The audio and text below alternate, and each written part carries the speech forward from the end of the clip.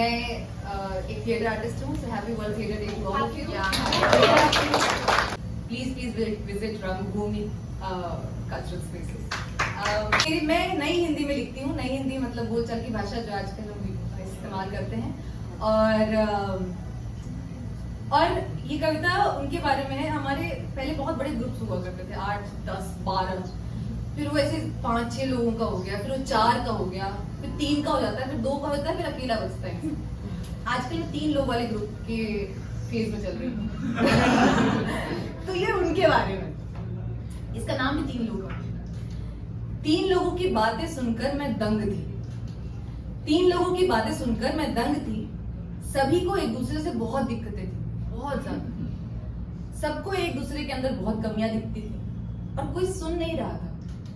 सब अपनी बोलने की बारी आने का इंतजार कर रहे थे. तो मैंने चुपचाप उनकी बातें सुनी और बीच में 1-2 टिप्पणियां भी दे दी, क्योंकि आदत से भी तो मजबूर हूं. सब अपनी अपनी जगह सही थे और दूसरों की जगह से सिर्फ गलत थे. अब इस झगड़े के कारण भी सबके अलग थे. और जब ये पूछा गया कि शुरू कैसे हुआ, तो सबके किस्से भी अलग. अब जब मुद्दई यही ना समझ पाए कि झगड़ा किस बात का है, तो मुकदमे की मुहर लगे भी तो किस बात का. अब ये 3 लोग जब बीच में कभी थक जाएं, तो अपना रुख इंडिया की वेटिंग लाइन, पेट्रोल डीजल के बढ़ते दाम, मंदिरों का निर्माण और किसानों की महीनों से चलती आ रही लड़ाई और आजकल कश्मीर फाइल्स की ओर बदल लेते हैं. और उधर एक तेज धार का चाकू इन्हें लगातार घाव कर रहा था. लेकिन इनका मैं इन सब से बहुत ऊपर था. इतना कि अपनी जगह पर अड़े रहने की होड़ में वो कलाई पर खिंचती धारियां जो हड्डियों तक पहुंच गई थी, वो भी महसूस नहीं होती. इन सब में अब मैं एक मूक दर्शक बन गई थी, क्योंकि किसी को भी गलत कहना मेरे बस का नहीं था. तो मैंने इन तीनों को कहा कि जरा धूप से हटकर छांव में आ जाएं. लेकिन जब जंग सा माहौल होता है तो पांव जलते हुए नहीं दिखते. किसी ने मुझसे इनका परिचय पूछा तो मुझसे वो भी नहीं बताया गया. मैं बताना भी नहीं चाहती थी कि कहीं नात का रिश्ता ना निकल जाए. अब ये सब मैं ही थी.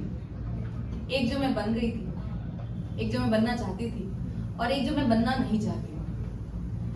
इन सब में मैं वो हो गई जो मुझे दूसरों में जरा सा भी पसंद नहीं था.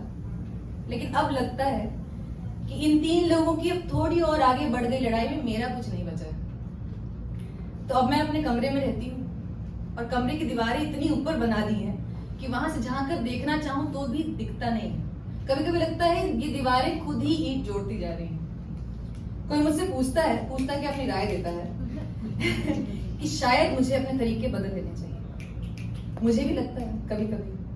लेकिन जिस मिट्टी में मैंने खुद को खो दिया था, वो खुद भी खाक हो चुकी है. जिस मिट्टी में मैंने खुद को खो दिया था, वो खुद भी खाक हो चुकी है. और ये जो तरीके इतनी बार बदल दिए कि घंटा याद है कि असली वाला कौन सा था.